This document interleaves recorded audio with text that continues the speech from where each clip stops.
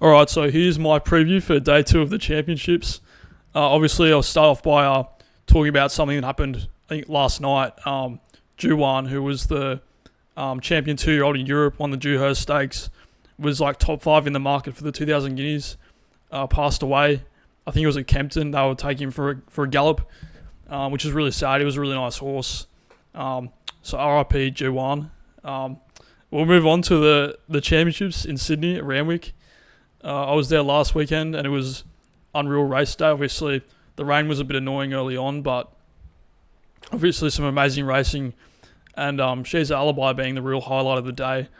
She was so far back, coming like around the turn, and to win from there in the way that she did was pretty awesome, I think. So, so the Percy Sykes Stakes, Group 2, 2-year-old fillies. I think there's quite a good Kiwi filly that was meant to come over for this, but I think they sent her for a spell. So she would have made the race more interesting, but there's a few nice horses lining up here. So Medicinal, who's my pick actually. I think we're looking towards a good track tomorrow. It's quite humid at the moment, so if there's like not much rain, which I don't think there is, it should be a good track. I think maybe like a good 4. So yeah, I think Medicinal's interesting. I think Barrier 7's a little bit wide. However, Jamie Mellum's on board. She won a Group 3 last start at Flemington, so I think she'll come here really well prepared. Satono Glow's another good one. I think she's very good, but that win last start was on a really heavy track, and I just don't know. I kind of want to put a pen through that just because of the track. But obviously get Zach Lloyd, who's airborne at the moment, Barrier 4. It wouldn't surprise me if she won here, but I just, that. And also, what was she really beating in that race at Flemington? So, I don't know. And also, I think those horses with the Satono prefix, they have a bit more like something about them, because obviously Satono Reeve won in Japan the other week. I think they were all by Satono Aladdin, I think, or one of those like stallions. Yeah. Anyways, Screen Icon I thought was pretty interesting too. Although I think she'll need a soft track. She hasn't really proven herself on a dry ground. So. Yeah, I think if it's somehow soft, I think Screen Icon could be an interesting each way bet in that race. And then you got the likes of Riccini, who ran really well in the size produce last start. Although back in trip, like she's a 2-year-old filly, I just think that's a bit sharp for her. I think it was the size produce, wasn't it? Yeah. I just think it's a little bit savage, and she might find them a bit too fast for her. But she'll be an interesting horse going forward, I think, as a 3-year-old. So I think Medicinal if it's good, and then Screen Icon if it's soft. So yeah, interesting race. The Percy Sykes Stakes. We're not going to talk about the Midway Championships final. Right, first of the Group 1s, the Australian Oaks, 2,400 metres. So it's an okay race. There's only really like two races to pick the winner out of here, I think. Like there's the Vinery and Adrian Knox. So I think the winner will come from one of those races, but I actually think it'll come from the Vinery. I think that's obviously a far more superior line of form as opposed to the Group 3 last week. We'll start off with Ohope Wins. She won the New Zealand Oaks, I think it was. Or no, it might have been the Derby actually. I think it was the Derby. She won it very emphatically. She was a long way back, and she displayed an amazing turn of foot. It was very impressive. Now she came to Australia running the Vinery Stud Stakes last start, and it looked like she was just kind of getting through her gears. It wasn't the fastest run race, and I think the step up to 1.5 miles, she's won at this level, at Group 1 level before. I think she's the one to be on here. I think $2.60 is an okay price, but I think you might see some money come for Profoundly or one of these other horses come race day tomorrow. So yeah, I think Ohope Wins is a really good thing here. But I'm gonna have 2 bets, one on her and then one on After Summer. I think she's a really gritty horse. She ran very well in the Crown Oaks in the spring. And then she almost won the Vinery last start. I think there was a steward's inquiry, but yeah, it didn't go her way, which I didn't think it was ever going to.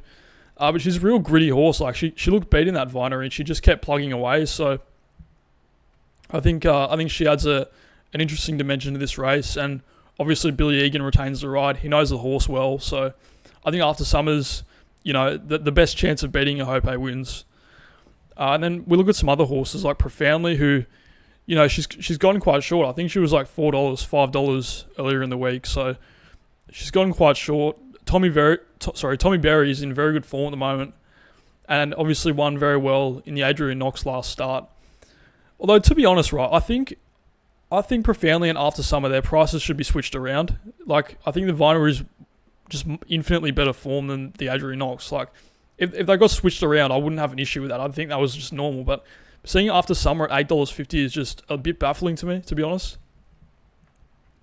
But we'll move on. I think, they're obviously the main three, but I'm keen on Ohope Wins and After Summer. So Verado ran very well last start behind Profoundly. And then you've just got a few of these others just making up the numbers, fillies with a bit of, staying in their pedigree, that sort of thing. Satono Invader was another one. She did quite well in that Adrian Knox too. So, there might be some that jump out of the ground a little bit, but I think the top two are the ones to be on, I think. We'll move on. What's the next one? It's the Group 2 Arrowfield Sprint for the 3-year-olds. People were saying it should be a Group 1, which, to be fair, like, I kind of get it. Like, it's like the grand final for sprinting 3-year-olds in the autumn, I think. So, yeah, I wouldn't care if it got made a Group 1. I think that it's quite a hot topic, Group 1's, like, being changed in Australia, but I think the Arrowfield Sprint's one that could get Group 1 status. Alright, so obviously Tempted is the favourite. Came second to Car Ying Rising in the Everest as a 3-year-old, which is an enormous feat. And then, since then she's been unbeaten. She won the Furious Stakes, I think it was. Eskimo Prince Stakes. And then won the Surround, but nearly got beat. And, it looked like to everyone that, 1400 is kind of the end of her tether. She's a real 1200 metre horse, and I think she'll just win here. I'm not a huge fan, as I've said in the past, of horses dropping in distance, just in general. So I think that's kind of a bit of a weird thing. And also Barrier 8 too is not great. Although she should, Chad Schofield should be able to put her pretty much anywhere and still win, I think. So she'll probably just win Tempted. Although I had a closer look at some of these. Grafter Burner's obviously had a panic attack in the gates in the Galaxy. So he could improve. Devil Knight's the one that really interests me, to be honest. Like, if Tempted wasn't there and it was more of an open race, I think Devil Knight would be like a really, like, I'd be betting Devil Knight, I think, because, I think he won the Blue Diamond as a 2-year-old. Then, he must have had some issues, like, didn't really regain form for a long time. And then, this prep, he ran second first up in the Sedative. And then as a 3-year-old runs third in the William Reed, like, against horses like Angel Capital and Jigsaw, who, Jigsaw might not have been that good, but he's been a real revelation as of late, winning 2 Group 1s. So he's got some really good form here, but, it'd have to be an each way bet if I was going to do Devil Knight. But, he's one that sort of interests me a little bit. Just especially with that open grade sprinting form in the William Reed. But yeah, I think Tempted should just win here. Obviously, carrying 54.5, like, it just stinks of her winning. So we'll move on to the next race, the Sydney Cup. It'll be a no bet race for me, although it's kind of just like those stayers that race each other every week. It's the grand final for those horses, I think. They literally like race each other over 2400, 2600, like, just every week. So 2 miles should really suit some of these. Obviously, a lot of these are European. They've run over these extended trips a lot in the past, especially as 3-year-olds, early 4-year-olds.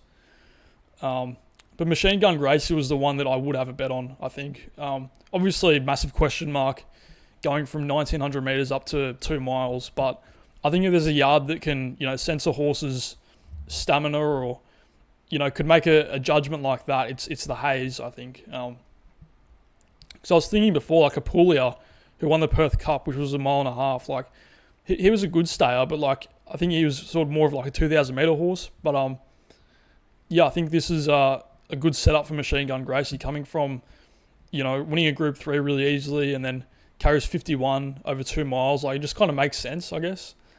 New Look obviously won well last week. there's so many horses here you could bet on. Like, it's just, as I said, it's just the same staying ranks you see every week. So, yeah, it should be an interesting race. I'll move on to the next one, the Queen of the Turf. Now, this for me is probably the best race of the card, I think. There's so many angles to this. We'll start off with Pride of Jenny, who just, if she wasn't already a champion before last start, she is now. That was just an incredible performance. She started the week at $4, got blown out to $16 at the off, and then somehow held on for second over 2,000 metres. Like, I think I said to some people that, like, there should be like a mark of how far behind she'll be at the end. Literally never been so wrong about a horse in a race in my life.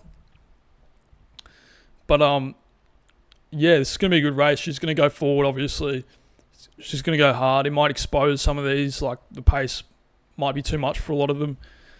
Treasure of the Moment obviously won at Group 2 level last start, but I'm under the impression that she's not the horse she once was. I don't think she'll win here. And if you look at a few of these others, like Idle Flyer, who won very well last start, like, she's the sort of improving type you could pick for this race, I think, especially with Zach Lloyd on board. And I remember during the Empire Rose in the spring, I think she was like really fancied in the market for that race. So, I think there was Group 1 potential there for her. But, I've looked at this race a lot of times now, and I keep getting circled back to one horse, and that's Lady Shenandoah.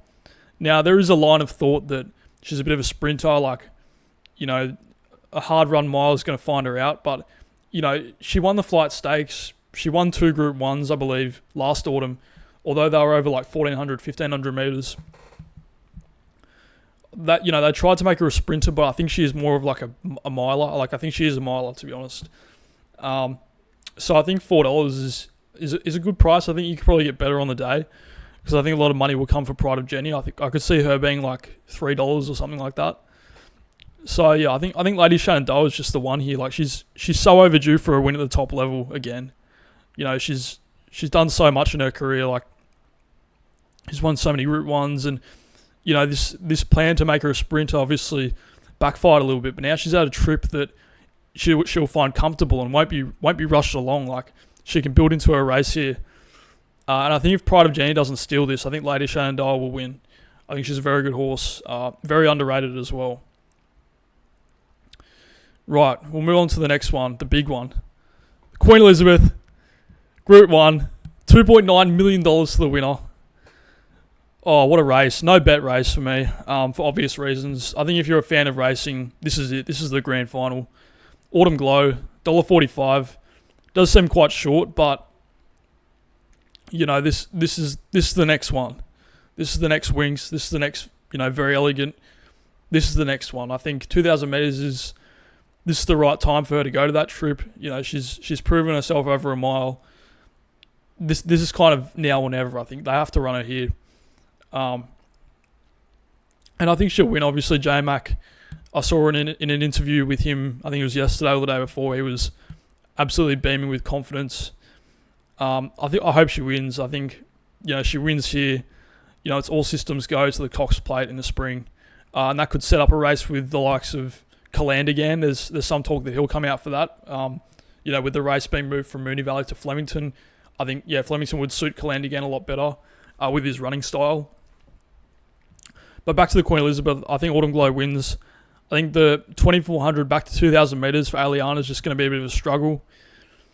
Then you got some imports. Caviar Heights, who's a bit of a battler, probably needs like a mile and a half. Dubai Honour's very interesting, to be honest. I think I thought the ride last start in the Tancred was sensational by Tom Marquand.